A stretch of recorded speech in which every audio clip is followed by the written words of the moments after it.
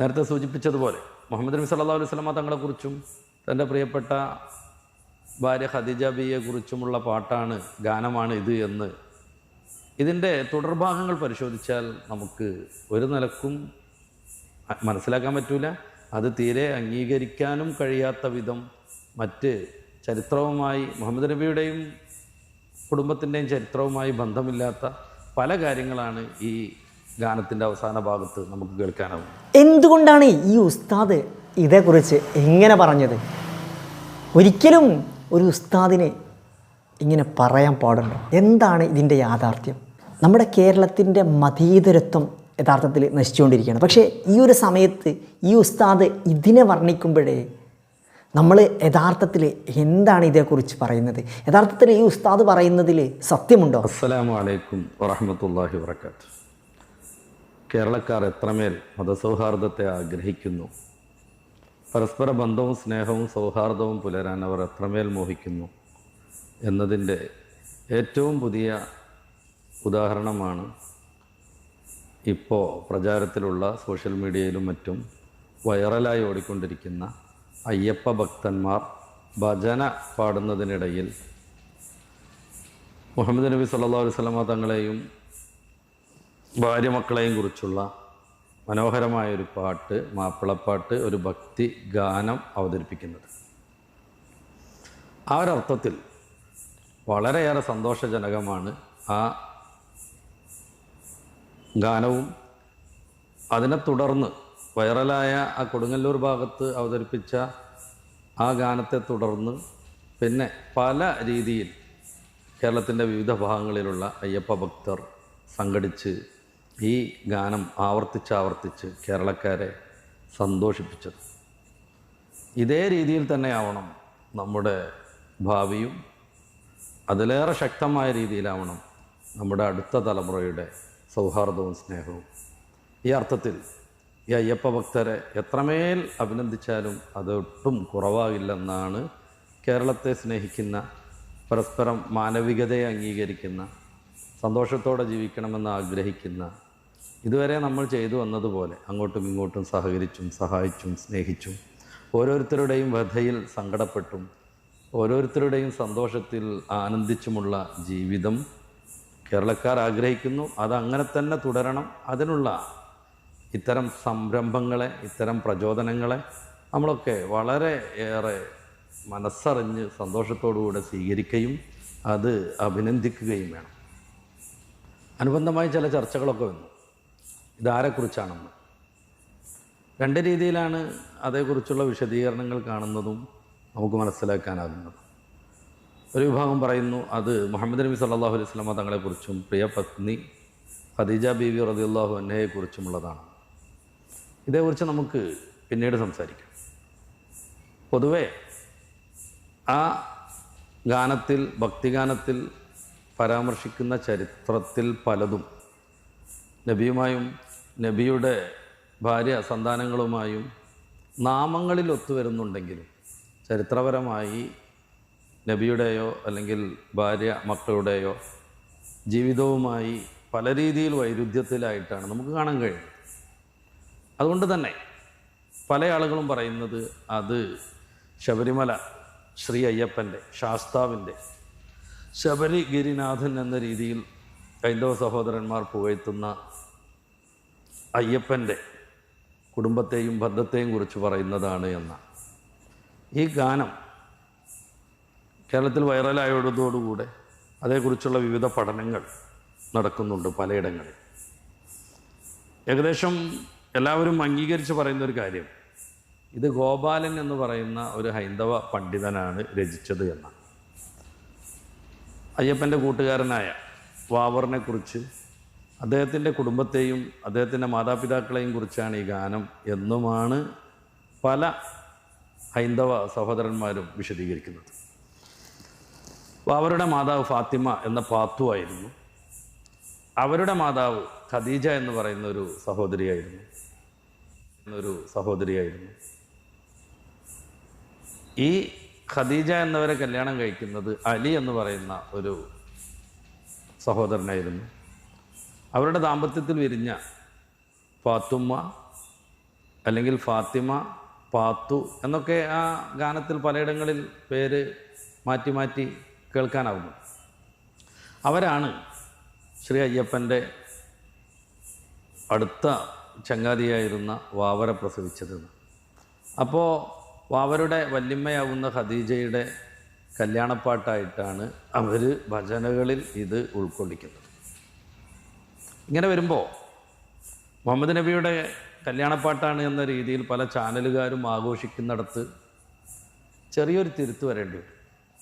അത് മുഹമ്മദ് നബിയെക്കുറിച്ചുള്ള പാട്ടല്ല, മുഹമ്മദ് നബിയുടെ ഭാര്യ സന്താനങ്ങളെക്കുറിച്ചുള്ള ഗാനവുമല്ല. എന്തുകൊണ്ട് എന്ന് നേരത്തെ പറഞ്ഞതുപോലെ നമുക്ക് അവസാനം വിശദീകരിക്കാം. പിന്നെയോ അയ്യപ്പൻ്റെ ഉറ്റ സുഹൃത്താകുന്ന വാവരെക്കുറിച്ചുള്ള അദ്ദേഹത്തിൻ്റെ വല്ലിപ്പയെക്കുറിച്ചുള്ള അവരുടെ കല്യാണപ്പാട്ടാണ്. ഏതർത്ഥത്തിലായാലും മതസൗഹാർദ്ദത്തെ ഏറെ സ്നേഹിക്കുന്നവർക്ക് നല്ലൊരു വിരുന്നായിരുന്നു ഈ ഗാനം.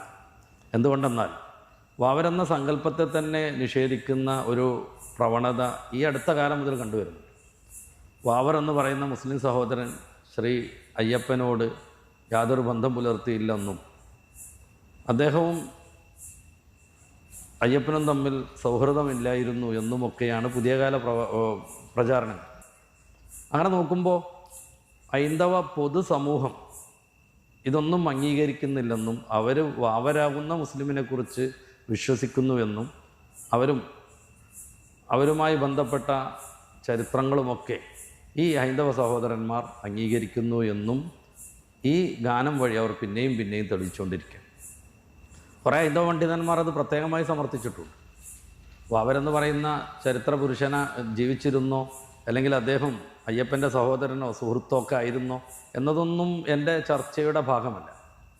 അങ്ങനെയാണ് പരമ്പരയായി നമ്മൾ അംഗീകരിച്ചു വരുന്നതും കേട്ടുവരുന്നതും. അതുതന്നെയാണ് ഹൈന്ദവ സമൂഹം പൊതുവെ അംഗീകരിക്കുന്നത് എന്നതിന് കൃത്യമായൊരു പ്രമാണമാണ് ഈ ഭജനയ്ക്കിടയിൽ അവരാലപിച്ച അയ്യപ്പ സ്വാമിയുടെ സുഹൃത്തിനെക്കുറിച്ചുള്ള അദ്ദേഹത്തിൻ്റെ വല്യമ്മയുടെ കല്യാണത്തെക്കുറിച്ചുള്ള ഈ ഗാനം. കേരളത്തിൻ്റെ പ്രത്യേകമായ സാഹചര്യത്തിൽ മുഹമ്മദ് നബി സല്ലല്ലാഹു അലൈഹി വസല്ലമ തങ്ങളെക്കുറിച്ചും അവിടുത്തെ കുടുംബത്തെക്കുറിച്ചുമാണ് ഈ ഗാനമെന്ന് വന്നാലും, അല്ല അയ്യപ്പൻ്റെ സുഹൃത്തായിരുന്ന വാവരെക്കുറിച്ചാണ് ഈ ഗാനമെന്ന് വന്നാലും, അതിന് മതസൗഹാർദ്ദപരമായി വലിയ പങ്കുവഹിക്കാനുണ്ട്. കേരളത്തിലെ ഹൈന്ദവ മുസ്ലിം ഐക്യത്തിന്, സ്നേഹത്തിന്, സൗഹൃദത്തിന് വലിയ സംഭാവന നൽകാൻ ഈ ഒരു പാട്ടിന് കഴിയും. അതുകൊണ്ടാണ് ഈ പാട്ട് മതഭേദമന്യേ എല്ലാവരുടെയും നാവിൻ തുമ്പിൽ ഇപ്പോൾ തത്തിക്കളിച്ചുകൊണ്ടിരിക്കുന്നത്.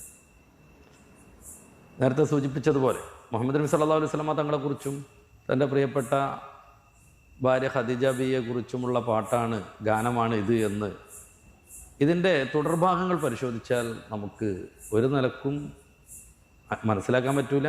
അത് തീരെ അംഗീകരിക്കാനും കഴിയാത്ത വിധം മറ്റ് ചരിത്രവുമായി, മുഹമ്മദ് നബിയുടെയും കുടുംബത്തിൻ്റെയും ചരിത്രവുമായി ബന്ധമില്ലാത്ത പല കാര്യങ്ങളാണ് ഈ ഗാനത്തിൻ്റെ അവസാന ഭാഗത്ത് നമുക്ക് കേൾക്കാനാവുന്നത്.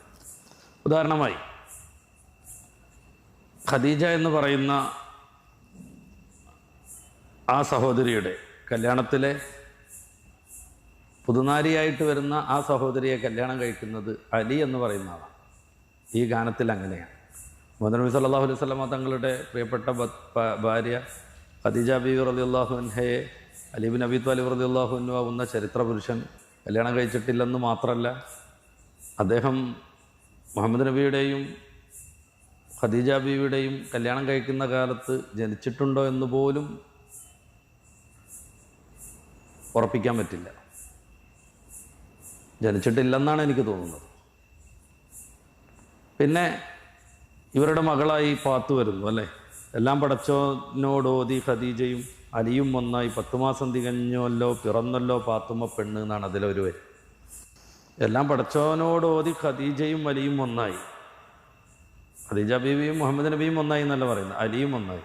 അപ്പോൾ മനസ്സിലാക്കാം ഇത് നബി സല്ലല്ലാഹു അലൈഹി വസല്ലം തങ്ങളുടെ ഭാര്യയാവുന്ന മഹദി ഖദീജ റളിയല്ലാഹു അൻഹ അല്ലെന്നും, നേരെ മറിച്ച് ഹൈന്ദവ സഹോദരന്മാരൊക്കെ വിശദീകരിക്കുന്നത് പോലെ വാവരുടെ വല്യമ്മയാവുന്ന ഖദീജയാണെന്നും. അല്ലാതെ ചരിത്രത്തിൽ ഒരിക്കൽ പോലും അലി എന്ന് പറയുന്ന ഒരാൾ ഖദീജ ബീവി റളിയല്ലാഹു അൻഹയെ കല്യാണം കഴിച്ചിട്ടേ ഇല്ല. ഇവരുടെ ദാമ്പത്യത്തിൽ പിറന്ന ഒരു ഫാത്തിമയുമില്ല.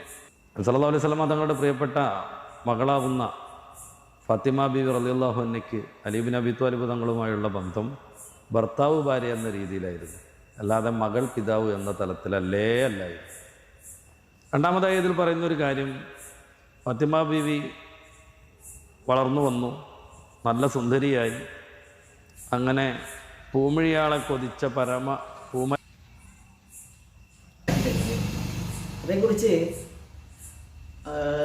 ഇതിൻ്റെ ഒരു യാഥാർത്ഥ്യം, യഥാർത്ഥത്തിൽ നമ്മുടെ കേരളത്തിലെ മതസൗഹാർദ്ദം എന്ന് പറയുന്നത് യഥാർത്ഥത്തിൽ ഓരോ മതേതരത്വ വിശ്വാസികളുടെയും മനസ്സിലുണ്ട്. യഥാർത്ഥത്തിൽ പലപ്പോഴും ചില നികൃഷ്ടമായ മനുഷ്യർ ഇത് തല്ലി തകർക്കാൻ ശ്രമിക്കുമ്പോഴും മതസൗഹാർദ്ദം അറിയാതെ നമ്മുടെ കേരളത്തിൽ വീണ്ടും അത് ചില സമയങ്ങളിൽ വീണ്ടും തലപൊക്കിക്കൊണ്ടിരിക്കും. രാജ്യത്താണെങ്കിലും എവിടെയും ഏത് സാഹചര്യത്തിലും വർഗീയ വിഷം തുപ്പുന്ന സാഹചര്യങ്ങളിൽ രാഷ്ട്രീയത്തിൻ്റെ പല പകപോക്കലുകളും അത് നിർമ്മിച്ചുകൊണ്ടിരിക്കുകയാണ്. അത് വോട്ട് ബാങ്കായിട്ടും ചില സാഹചര്യങ്ങളിൽ അത് ഒരു ആയുധമായിട്ടാണ്. പക്ഷേ ഇത്തരം ഏറ്റവും നല്ല മനുഷ്യർ, യഥാർത്ഥത്തിൽ മതങ്ങൾ എന്ന് പറയുന്നത് മനുഷ്യന് മനുഷ്യത്വവും മനുഷ്യർ തമ്മിലുള്ള സ്നേഹവും മതേതരത്വവും കൂടെ ഉൾക്കൊള്ളുന്നതാണ് എന്ന് അതിങ്ങനെ നമ്മോട് ഇടയ്ക്കിടയ്ക്ക് അത് വിളിച്ചു പറഞ്ഞുകൊണ്ടിരിക്കും. നന്മയുള്ള മനുഷ്യർ ഇന്നും ലോകത്ത് ഉണ്ട് എന്നുള്ളതിന് കൂടെ തെളിവാണ്. എല്ലാവർക്കും അറിയുന്നതായിരിക്കും ഈ അയ്യപ്പ ഭക്തർ പാടിയിട്ടുണ്ടായിരുന്ന പാട്ട്. പക്ഷേ അത് അറിയാതെ ചില ആളുകൾ പല വിധത്തിലും അതിനെ വിശദീകരിച്ചു കൊണ്ടിരിക്കുന്നുണ്ട്. യഥാർത്ഥത്തിൽ ഈ സഖാഫി പറഞ്ഞത് ഇബ്രാഹിം സഖാഫി പറഞ്ഞ ആ ചില കാര്യങ്ങൾ നമുക്കെല്ലാവർക്കും അറിയുന്നതായിരിക്കും. ശബരിമലയിൽ പോകുന്ന എല്ലാ ഹൈന്ദവ വിശ്വാസികളും വാവരുടെ പള്ളിയിൽ കയറിയിട്ടാണ് ശബരിമലയിൽ എത്തിപ്പെടുന്നത്. ആ വാവര് പള്ളി വഴി ശബരിമല ആ ഒരു ക്ഷേത്രത്തിൽ എത്തിപ്പെടുന്നത്. സത്യത്തിൽ ഇവിടെയുള്ള യാഥാസ്ഥികമായ ചരിത്രമാണ് എന്നാണ് ഇതിൻ്റെ യാഥാസ്ഥികത. യഥാർത്ഥത്തിൽ പ്രവാചകൻ മുഹമ്മദ് നബിയുടെ കഥയുമായിട്ട് ബന്ധിപ്പിച്ച് ഇതിനെക്കുറിച്ച് സംസാരിക്കുമ്പോഴേ ഇതിൽ വൈരുദ്ധ്യങ്ങളുണ്ട്. ഇതാണ് ഉസ്താദ് പറഞ്ഞത് വളരെ കറക്റ്റാണ്.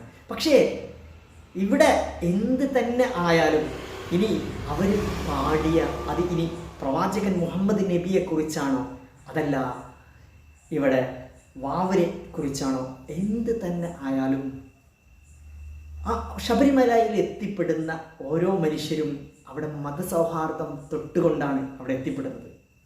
പക്ഷേ ഇതൊന്നും മനസ്സിലാക്കാത്ത പല നികൃഷ്ടരായ മനുഷ്യരും എങ്ങനെയെങ്കിലും നമ്മുടെ കേരളത്തിലെ മതസൗഹാർദ്ദം തച്ചമർത്തണം എന്ന് മാത്രം ചിന്തിച്ചുകൊണ്ടിരിക്കുന്ന ചില രാഷ്ട്രീയ നികൃഷ്ട ജീവികളുണ്ട്.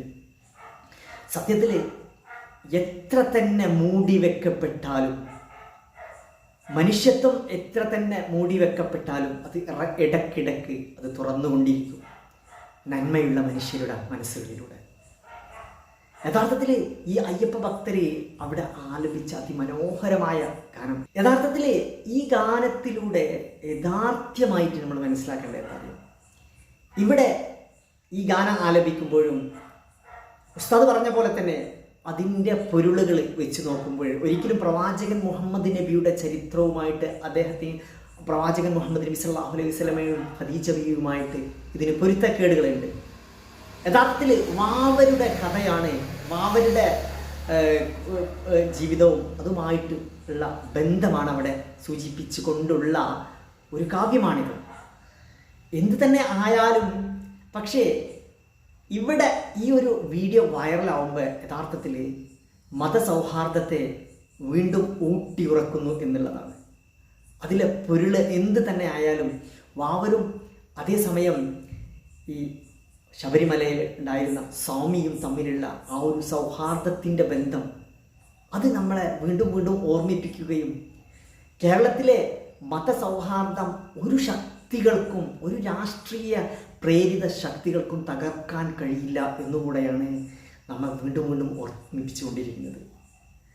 ഇന്നത്തെ ഈ ലോകത്തിൻ്റെ സാഹചര്യത്തിൽ പലയിടങ്ങളിലും ഇന്ന് മതത്തിൻ്റെയും ചേരിതിരിവിൻ്റെയും പേരിൽ തമ്മിലടിച്ചു കൊണ്ടിരിക്കുന്ന സമയത്ത് ഇത്തരം സാഹചര്യങ്ങൾ നമ്മൾ വീണ്ടും വീണ്ടും മനുഷ്യത്വം വീണ്ടും വീണ്ടും ഉണർത്തുകയാണ് എന്നുള്ളത്.